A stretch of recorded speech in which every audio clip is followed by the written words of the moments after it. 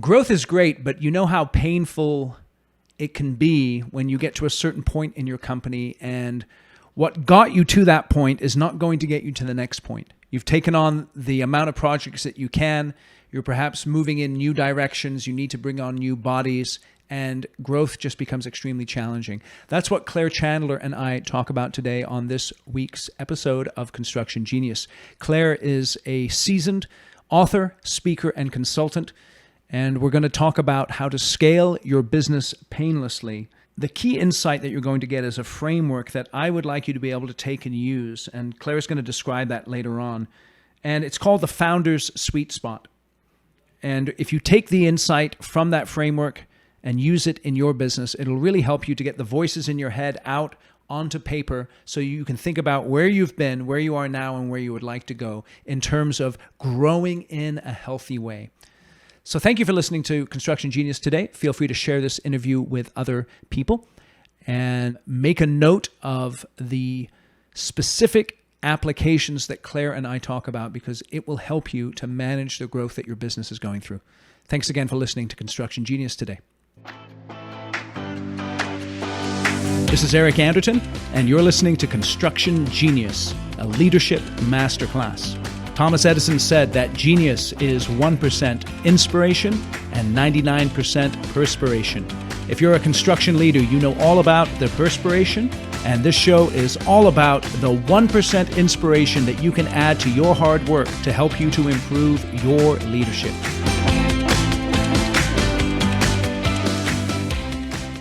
Claire, welcome to the show. Thank you for joining me. Thanks, Eric. It's great to be here. You know, we were chatting just a minute ago, and you've worked with many companies who have gone through growth spurts, and yet that growth has not really been everything that they thought it would be. It's created a lot of tension and difficulties. Why is it that companies struggle when they get into a growth period in their business? Yeah, what a great question to start off. And unfortunately, that tends to be the rule and not the exception. It's been my experience and my observation that companies have these almost fantasies about what growth will bring them, in that their employees, their leadership model, their structure, and the behaviors that are embedded in their culture are going to sustain them and are going to be the right ones, to kind of get them to the next level. And unfortunately, that is very seldom the case. So it's, it is often about, this sort of surprise when they find that what has gotten them to this point where they are now enjoying a growth spurt, a new opportunity, a larger client, that they can no longer sort of wing it and, rely upon what kind of got them to this point to get them to that next level.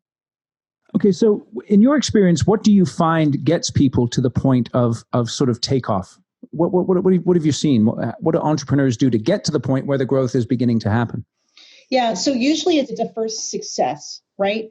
It's a first client, it's a first operation, it is a first engagement, it's a first project, project or building that has gone very well. And fortunately and unfortunately, the entrepreneurial companies become victims of their own success, right? Because they get that first client and they say, wow, this is fun, this is rewarding, this is making us revenue. And now we have to expand because we want more of this feeling. And so that first success sets an expectation that it will always be like this. Well, it's pretty easy to focus on one client and stay, focused with a core team and what you have to accomplish. Now, when you have to go and get it a little bit more complex, right? You add this layer of complexity, which means you perhaps have to serve two clients at the same time. You perhaps have to have two projects going at the same time. And now you have to hire more people than you had when you originally opened your doors. So those layers of complexity are what tend to weigh down the wings when you're trying to take off. It's interesting. You mentioned the word culture earlier. Tell me what you mean by culture. So culture to me, and I know that sounds very squishy, that it's just an HR term. To me, it is the absolute foundation. It's the bedrock of a company, because unless you are employing robots, which very few people I know do, you cannot get to where you are going without people. And people inform the culture. They are fed by the culture. or they are disillusioned by the culture. So culture to me is the fabric, it's the platform, it's the living and breathing engine of your company. That's interesting. What do you mean by they're informed by the culture? So a lot of companies, regardless of size, regardless of the point in their evolution, have a promise to an outside candidate about what life is going to be like when you come to work for them, right? So they will tell you, here is a place where you can truly grow, you can drive your own career, you can bring your best talents to work. We have a high tolerance for failure. We value the entrepreneurial spirit. And with very, very few exceptions, what ends up happening is those people get enamored by that brand promise. And then they come in and the culture does not reinforce that. They don't tolerate failure. They don't learn from failure. The entrepreneurial spirit that they said they wanted gets put into a well-defined box that is, ruled by the job description. And so when I say it's informed by culture, employees take a very careful note about what gets rewarded, what gets tolerated, and really how they will survive in a company. You can't thrive unless your most basic survival needs are met first. Mm-hmm. So it's informed by the culture, because if there is a disconnect, a gap between what your culture delivers and what you promised that it would be all about, you're going to end up with a huge gap in terms of engagement, in terms of commitment, and in terms of enthusiasm. So when you hit this point of growth, the culture in a business is established obviously by the founders and the leadership team. And like you said, that culture can be negative, it can be positive. I think one of the things that hinders some businesses when they hit that point of growth is the very thing that got them there, the culture itself. And I think a lot of entrepreneurs struggle because they want to maintain what's got them to this point, but they understand that they have to adapt in order to continue to grow in a healthy way. So how do those successful entrepreneurs get through that point of maintaining a core culture and yet adapting to growth? Yeah, and it's so difficult, right? Because entrepreneurs as a species tend to be very spontaneous. They're very flexible. They don't like a lot of rules. It's why they didn't really fit into a corporate box. And what ends up happening is they attract that first wave of talent, right? That core team, to come on board with them. And they tell them, listen, we don't have a lot of rules. We don't have a lot of structure. You can kind of write your own job description, but we don't really pay attention to that too much. We just want you to bring your great, your best talents and your best ideas. And we're going to grow this thing beyond our wildest dreams. And that lasts for the first client, the first project, the first win. But then when you get to that growth spurt we talked about, and you start to bring on that next layer of people that were not part of this sort of startup energy, right? And this excitement of, well, a staff meeting for us is just, getting around the espresso machine, or, going out to amusement park and hanging out and having fun. Right. So now when you're adding this next layer of talent, because again, you've had some early success, that next layer of talent is going to give you some very important feedback, right? They're going to tell you where the holes are in your culture. They're going to tell you things like, the onboarding experience here was a bit bumpy, or right. I'm glad I stuck out your hiring process because it was arduous and unnecessarily disorganized, but I'm glad I'm here.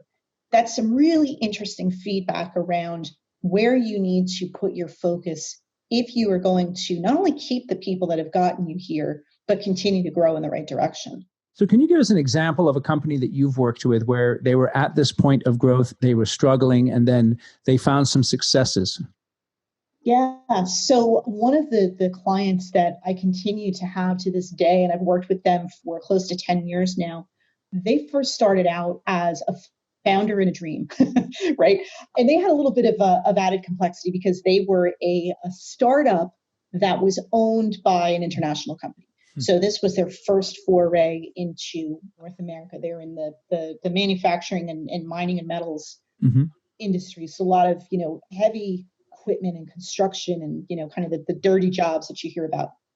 And so they went from the founder and, a part-time assistant to landing that first contract. that first client engagement on a construction site.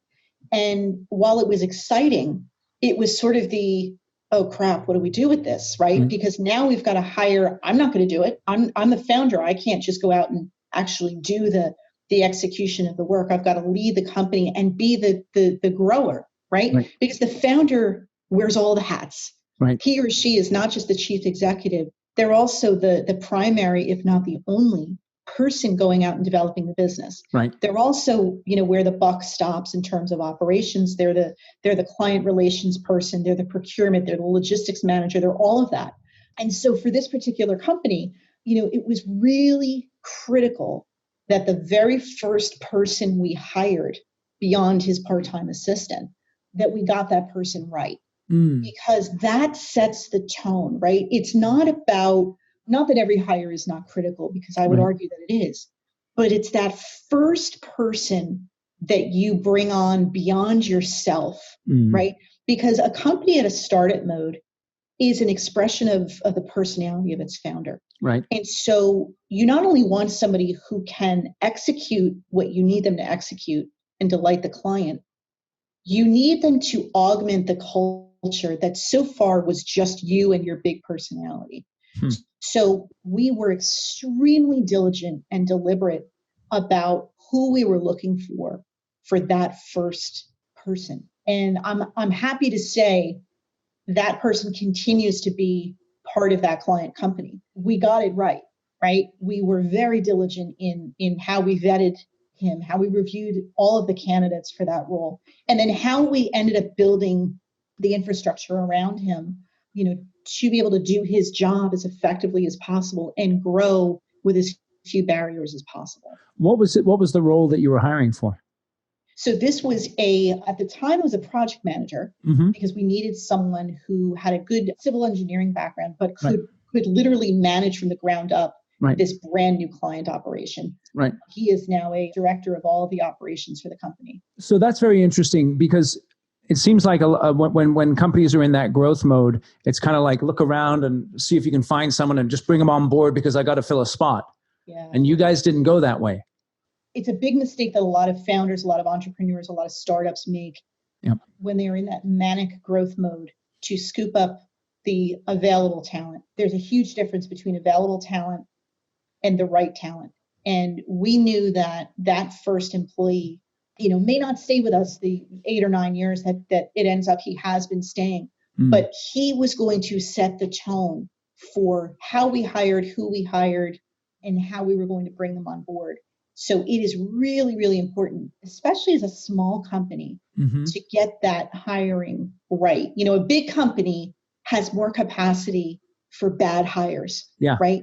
They can absorb a mediocre performer or a mismatch in the chemistry and the culture. A startup doesn't have that luxury. So that's interesting, because you talked about bringing on someone who was going to augment the culture. What do you mean by that? So, like I said, a company at the startup mode is an expression, a direct expression of the founder's personality, right? And partly to one of your earlier questions, part of the trick is you want to retain, bottle up, and infuse in the team as you grow as much of the founder's personality that serves you as possible as you move forward, right? Yes. So for this first person that we hired, it was important not only that he meets the definition of the job from a technical standpoint, from a roles and responsibilities, but that he would mesh well with the founder. And that does not mean go find me somebody identical to how he thinks and how he looks and his background and his religious affiliation and all of those sorts of things. But the chemistry had to be there. And it's not about being same. It's about being compatible and complementary. We needed somebody who could help balance out what the founder brought to the table, because, especially as at that point, 2.5 person company, it was really important to get that balance right.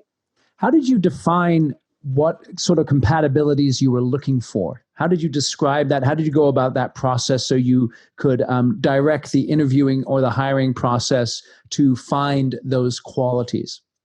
Yeah, great questions. So, it starts with really getting to know the person you're hiring for, right? This was not just a hiring manager. This was a founder of a company that had to succeed and had to find that right first person. So the first step to that is not, traditional HR would say, well, get the role really well defined. Right. Obviously, you have to do that. But the very first step to do, especially with your first hire, is to get inside the head of the founder and really understand not just what they say they're looking for, but what they truly need. How did you do that? You have to be part therapist, right? You have to kind of read the bumps on the skull, so to speak. I mean, full disclosure, I also used some pretty powerful assessment tools that helped me, kind of uncover in the candidates that I didn't have an opportunity to know as well as I was getting to know the founder, but that would give me some of those insights into what are the value systems that drive this person? How do they think? How do they kind of process the world? And is that going to, again, complement this founder? Or is it going to be two people that think the same, look the same, walk the same, talk the same? What assessments did you use?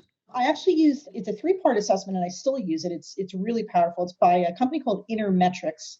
And so I'm sure you've heard of DISC, the behavioral profile. So it's 1 part DISC. And then it also has what makes it, I think, really powerful is it has a values index. So, kind of uncovering how you are internally fueled, right? What your definitions of rewards are. And then there's an attributes index, which really gets to the heart of how you process your external environment, the voices in your own head, and what are you naturally talented at. And so when you look at those 3 things together, it's kind of like looking at an X-ray, a CAT scan, and an MRI, right? It gives you 3 different angles on the person. And so beyond just your standard, recruiting of does this person match up against the expectations of the role, and the interview process where, you kind of get to a behavioral level and how do they interpret, how do they solve problems? A suite of tools like that I happen to use really kind of give you an unvarnished, very deeply personal, but deeply revealing insight into how they tick and are they going to be the right fit for this particular founder. So that was Metrics. Did I hear that right? Metrics. That's correct. All right. So we'll link to that in the show notes so that you guys have that. I think that's interesting how you had something like the DISC, which is behavioral in nature, and then you hit the values and the attributes as well. That's very interesting. So you're at the point of growth and you're doing your due diligence to hire correctly. And I do think it's so wise to hire slowly as opposed to quickly and then regret later. What is the consequence to a company where, you see this company, they have tons of potential, but they always seem to be either going in circles or stubbing their own foot or shooting themselves in the foot or whatever you want to say? What is the consequence of that struggle if they can't figure it out when they're in that growth period? Yeah, well, the most obvious consequence is if you continue to run in circles, you're not actually moving forward, right? And one of the reasons for that is, again, kind of going back to the founder or the leader of a small business. I am one. I'm an entrepreneur, and I'm the head of my own very small consulting business.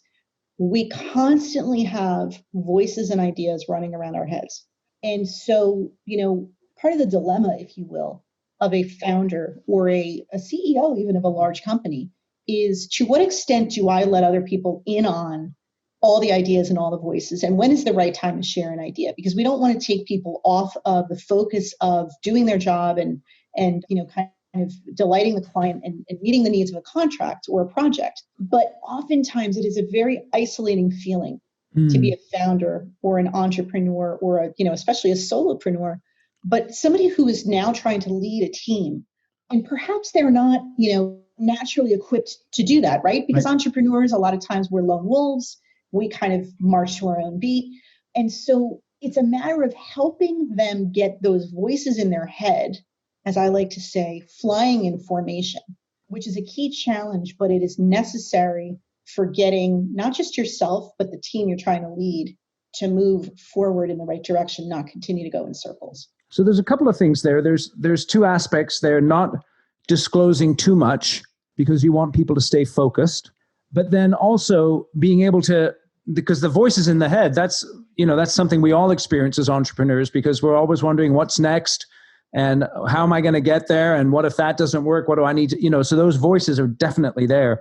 What's a good way for an entrepreneur to begin to process those voices and get them out into clear thinking so that they can perhaps be acted upon?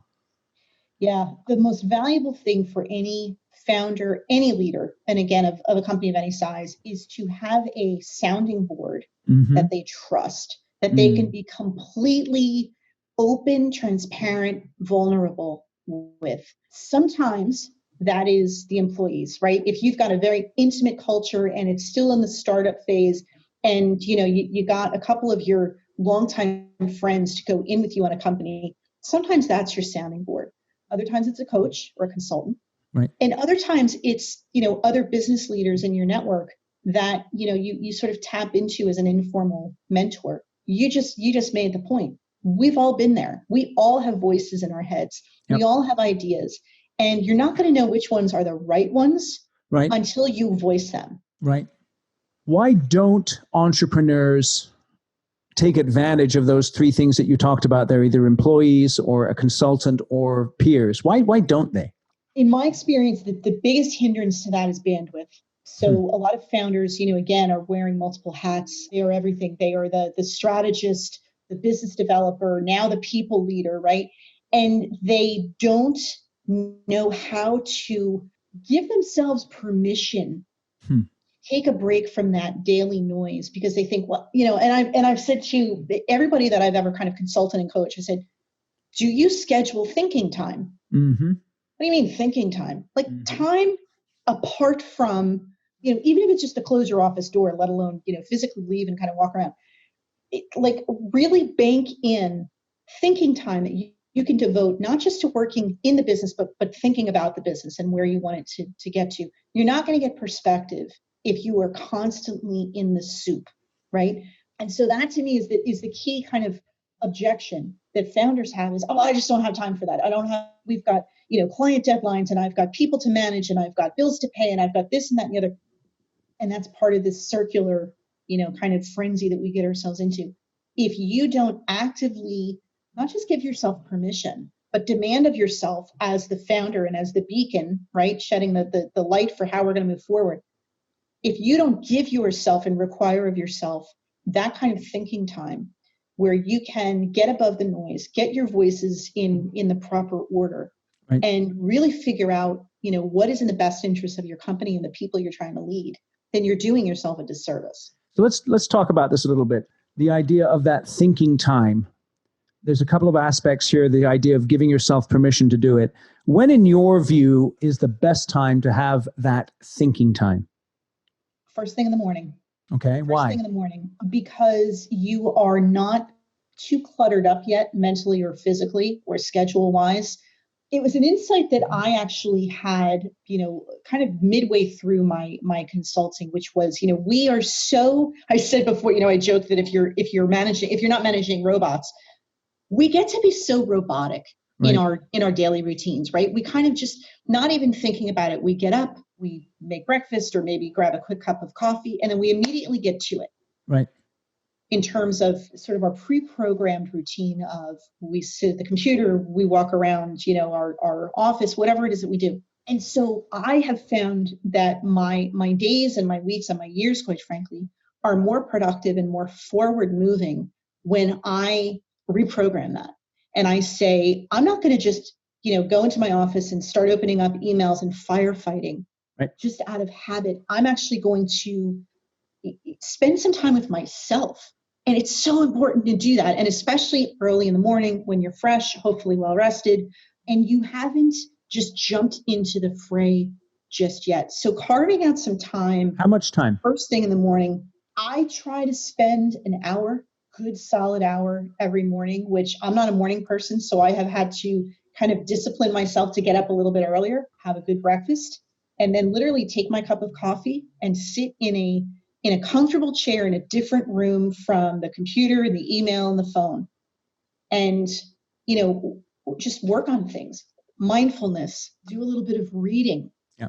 Just do a little bit of thinking. And I always have a notebook handy because you'd be surprised what insights kind of jump to the top of the voices in your head when you give yourself that space. No, I'm with you 100%. The challenge that I think a lot of people have, so I'm a construction executive, or I'm a superintendent or a project manager. I'm up in the morning And, my guys are going to be hitting the job site at 5:30, 6 in the morning. They're going to be out there kicking some butt real early. Where do I find the time? And an hour, it sounds like a lot. How do you help people who really have those early morning stacks of actual stuff that's happening? Yeah. The thought of giving yourself this sort of time first thing in the morning does not mean you have to confine yourself to, physically separating yourself from the company. I have clients who have said that exact thing, right? Well, in the morning, I need to be visible. I need to be seen because my guys start early. There's nothing preventing you. In fact, I encourage it. Walk around the site. You don't have to have 1 hour of fully uninterrupted time where you say, nobody talk to me, I'm doing my mindfulness, right? Yeah, right. You can physically walk, right? You can physically walk around your construction site, and walk and talk and think. Just the sheer separation from your quote unquote normal morning routine of perhaps going straight into the office, straight in front of the computer and saying, okay, what emails are waiting for me? What fires are waiting for me? Physically walking around, which is good exercise, right? You're going to be able to see your employees. More importantly, they're going to see you. The message that you send when you are a construction executive of walking the site every morning is a good habit for your people to see you getting into. Yeah. So, if you're out in the field, obviously walking the site, if you're in the office, being visible is also something that can be very beneficial. I was talking to a construction executive just recently, and he has a habit of visiting with people in his office, walking around, making sure that guys and gals are doing well. And that really helps as far as building those relationships. So it's really interesting. We're talking about the need to have that thinking time. Let's just explore this a little bit more.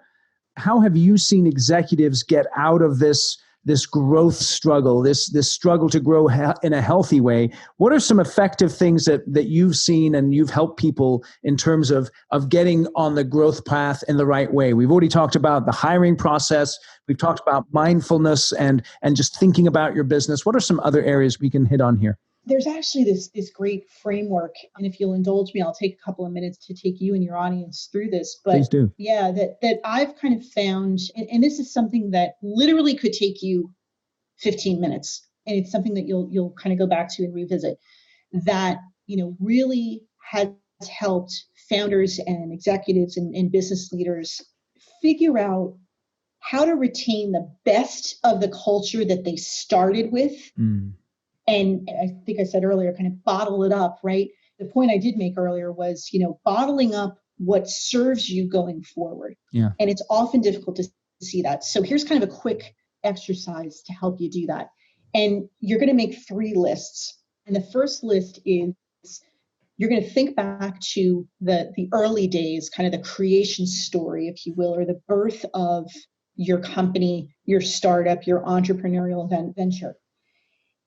And this is a great way to spend your thinking time in the morning, right? And you're going to think about what drove me to do this? What drove me to start this company or accept this leadership position or kind of go out on my own in the entrepreneurial venture? What were some of the things that motivated me to do it, right? What do you, and from the beginning, what did you uniquely offer? What was kind of your unique value proposition, but, getting to the essence of that, who were you serving?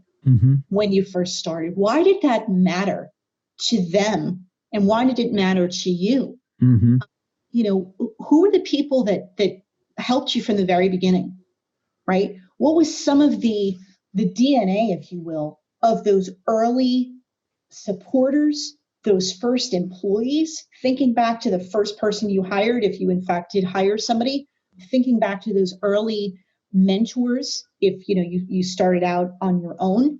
What were some of the things that they brought to the table that you can look back and say that really made a difference, got my head on straight, right? So that's your first list. So kind of jotting that down, and this is something that you can do real quickly and then you can go back to and refine. You're going to draw a circle around that. Your second list is where you're sitting right now. This is your present day. What are your current priorities? What are the things, the services, the products, the differentiators that your clients and your customers and your employees, if you have them, come to you for, rely upon you for, talk in positive terms about, right? So this is kind of your present. What are we doing effectively now that we want to keep going? And what pivots have we made since we started this venture? Okay. So that's list number 2. You're going to draw a circle around that. And the third list is looking future forward at the dream. And I'll equate it to Elon Musk, who is kind of my go-to example of, somebody who literally does not sit back on his early successes. Now he's enamored with, we're going to go to the moon. We're going to go to Mars, and he's going to be the guy and the company and the team that are going to not just get us there, but colonize Mars, right? All right. That's a hugely ambitious mission. What's your Mars shot, right? Okay. What is your equivalent of that longer term? What's the dream outcome for your company, for your entrepreneurial venture, for yourself as a person? What's that legacy, that Mars mission look like for you? Yep. So that's a very future focused, not entirely blue sky. You must have some ideas of that, but being as aspirational as you can be. You draw a circle around that. Okay. What's interesting is the more thought you put into those 3 lists, the more time you kind of refine them. And I would suggest you do this in a couple of installments, right? You make that initial list, you kind of go back to it, you refine it a little bit. When you draw the circles around them, you start to bring those 3 circles together. There's going to be, if you picture a Venn diagram, right, there's going to be an overlap. Sure. There's going to be ideally a sweet spot where all 3 of those, there are elements of those 3 that come together and intersect. That is, I call it the founder's sweet spot, but this works for executives of larger companies and entrepreneurs even that are only ever want to be solopreneurs. Yeah. Finding that sweet spot not only helps you to bottle up the great pieces of your founder's culture that you want to continue to bring forward, it also helps you to focus the voices in your head, the decisions that you make, the people that you evaluate and consider hiring, the values that you want to hold true to as part of your culture. So doing that kind of an exercise, really committing to doing it. And I mean, we just did it in a couple of minutes. It doesn't take hours and hours to do it. Right. But if you're honest with yourself and you do it and you refine it and you come back to it and you move those circles together, that sweet spot in the middle is your true north, is your compass that's going to guide your decisions going forward. So let me ask you a couple of questions about that. Why do you start off with the early days? Why not just, hey, where are we at right now and where do we need to be and let's get going? Why do you go back to the past? There's a moment when an entrepreneur, a business leader, a startup, a founder is so driven and so inspired by their passion project, if you will, that they're going to go and take that leap, right? They're going to start that company. They're going to go into that venture. They're going to leave the cocoon of corporate, whatever it is. Yep. You want to go back to that because there is power in that nostalgia. There is immense value in reconnecting with and reigniting why you went down this crazy road to begin with. Yeah. So that is hugely important to remind yourself of where you started. And it also kind of helps you see how far along the road you've come. Right. That's interesting. So when you're at the point of where you're sitting now, did I hear you right when you're saying that you're stating it in positive terms? You're stating it in positive terms because this exercise, and let me sort of, dispel this is not a rose-colored glasses type of an exercise, right? But the point of this framework is to identify what you want to keep, what you want to strengthen, and what you want to move forward, right? There's all sorts of frameworks and exercises around what do we want to stop doing. Now, this certainly helps you do that too, because if it falls outside of the sweet spot, right? If it doesn't overlap with even 2 of the circles, let alone the 3, right? It's something you seriously have to consider either revamping, improving, or completely eliminating from your. So let me just interrupt you there. What kind of stuff falls out of the sweet spot that you've seen? I've seen things like entire business lines no longer serving a company, right? As we grow, as we pivot, going back to that concept of there's all these ideas that I've got in my head. And what if we do this? And what if we do that?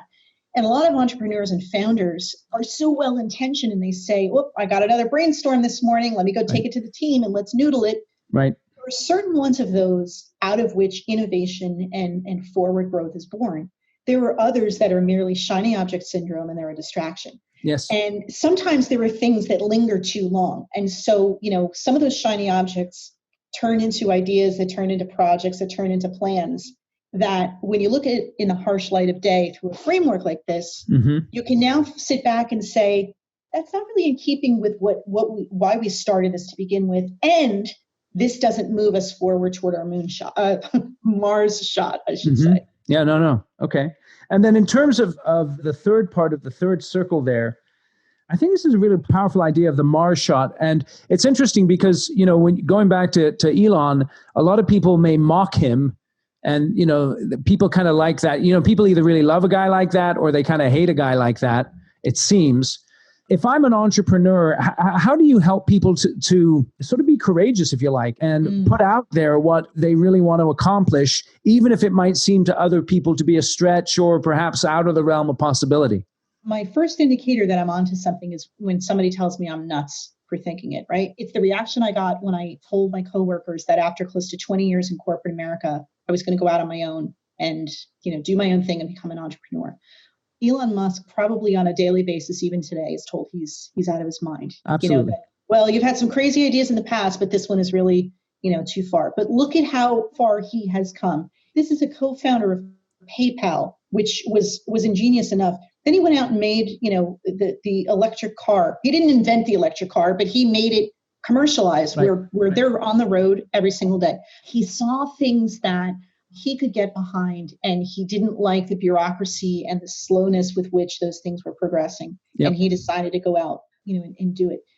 To me, if it's something that as I was expressing to somebody the other day, if when you describe to somebody your aspiration for where you want to take yourself, your business, your entrepreneurial venture, and you get butterflies as you're describing it, or goosebumps, if you like, or however you want to describe it, you have to go in that direction. Okay. Because life is too short to be complacent or to settle with the place that you are if it's not completely fulfilling for you. Sure.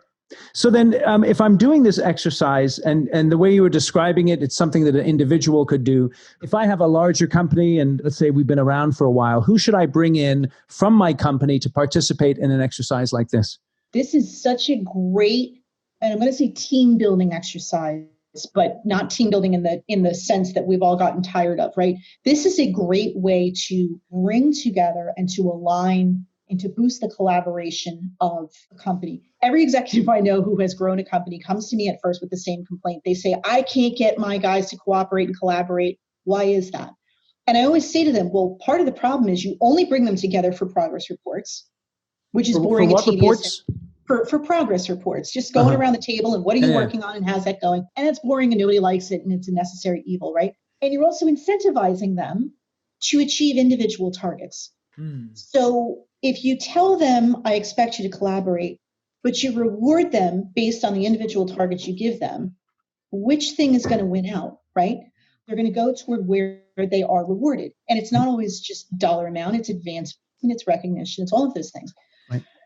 So this is a great exercise to bring together, depending on the size of the company, your entire team, right, or at least your leadership team, or maybe a cross-section of folks that were with you from the beginning, folks that are here with you now, and some leaders and individual contributors that you see something in them in terms of they've got that innovative spark, or they could be a potential change agent for you. So the answer depends on the size of the company and where you are in your evolution. But anytime you can get even a couple of people around the table to build out this framework, it's only going to become richer because you're also going to get some other feedback. Even as a founder looking back and saying, why did we go on this crazy journey to begin with? Right. You're going to get some interesting perspective that you perhaps had not thought of. What do you do when you're doing this exercise and let's say you go back in the past and you think about the early days, and as you're thinking about the future, there's a real radical change perhaps that's happening in your business, and some of the folks that you value are on board with that, but then other folks in your company who you value as well. They're good people, but for whatever reason, they're not on board with that. How do you handle that? So this is where that sweet spot continues to be valuable, right? Because the clearer you are on what you are in business to accomplish, both Right. now and moving forward, and why that matters to you, to your clients, to the the impacts you want to make on the world, to the employees that are under your care. The more focused you are around that, and the more clear you are around that, it becomes a guidance measure for the employees you want to attract and retain. And also, to your point, there are quite likely going to be some people who say, you know what, I'm glad we got clarity around that. But part of what that crystallized for me is I'm not feeling it, and this isn't really where I want to be. It actually makes the separation of the wrong talent a lot easier, because now you're not in that mode where you kind of sense they're not feeling it, they're not on board, they're not contributing their best, but they're doing just enough not to get fired. Yep.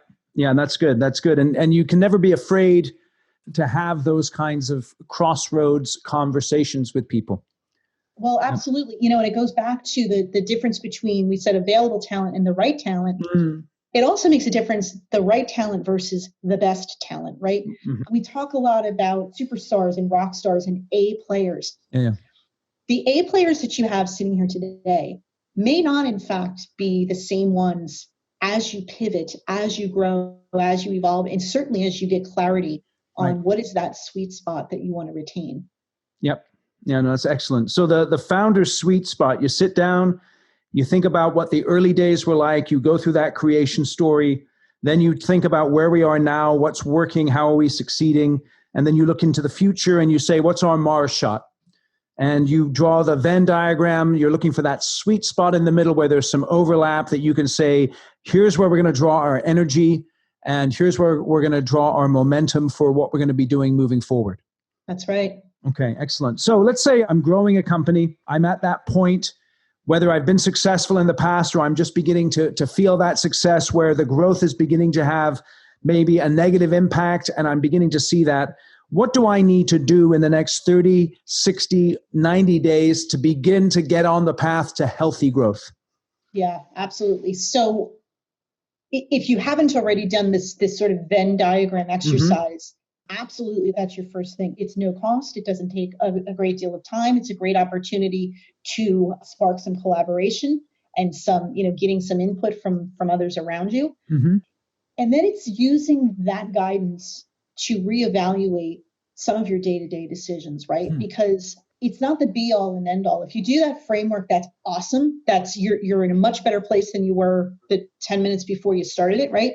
But now you have to actually use that, validate that, and then continue to evolve that, because you made an interesting comment earlier about as we're in current days, some of the markets shift, some external forces will happen that we just can't foresee, right? Yes. There may be things that happen tomorrow in the market, to your competitors, to the economy, et cetera, that may radically change your perspective on this framework that you've just completed. Right. So it's a great starting point.